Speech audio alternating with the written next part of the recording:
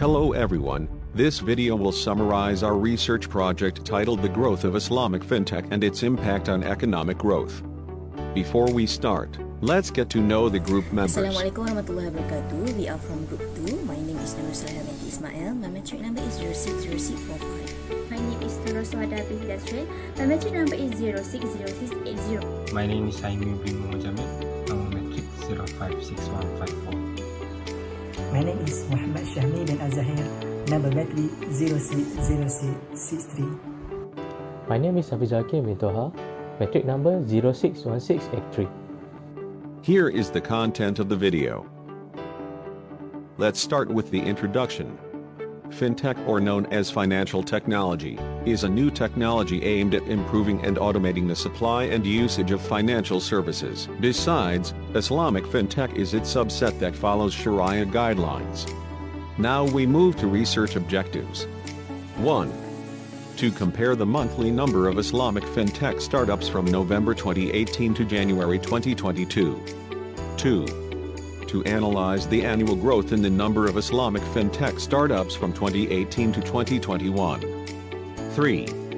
To study the impact of the number of Islamic Fintech startups on the economic growth of a country. Next is research questions. 1. How much are the changes in the monthly number of Islamic Fintech startups from the year 2018 to early 2022? 2. Is there a significant increase in the annual total number of Islamic Fintech startups from the year 2018 to 2021? 3. Does the number of Islamic Fintech startups have an impact on a country's economic growth? Scope of the study. The growth of Islamic Fintech startups is based monthly and yearly basis. The monthly data is from November 2018 to January 2022. While the yearly data is from 2018 to 2021. Next, the number of Islamic Fintech startups by country involved 41 countries and used yearly data from 2018 to 2020 to see its impact on the economic growth. Method. The data analysis is being carried out using descriptive statistics in order to test the growth of Islamic Fintech startups on a monthly and yearly basis. Further, descriptive statistic, correlation analysis, and multiple regression is applied to determine the impact of the number of Islamic Fintech startups on the country's economic growth. Findings. Based on the graph, the number of Islamic Fintech companies generally increases monthly. Still, there are a few months when the number of Islamic Fintech startups does not change or decreased. Next, the graph of the number of Islamic Fintech startups from the year 2018 to the year 2021 shows an upward trend.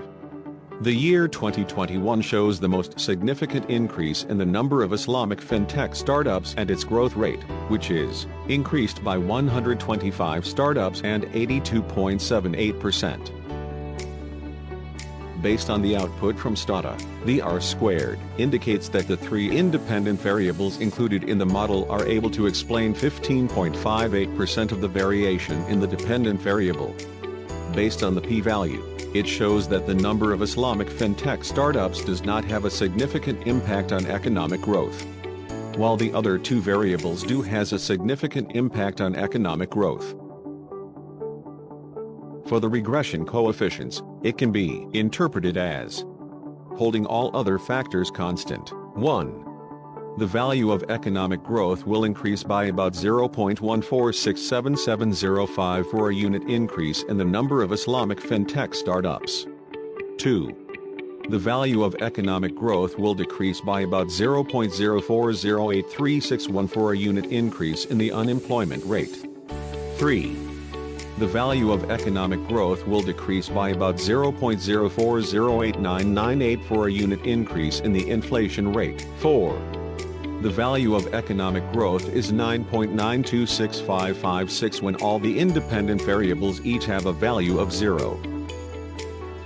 In conclusion, we find it important to do this research to let people know the potential of this industry and its impact on the economy.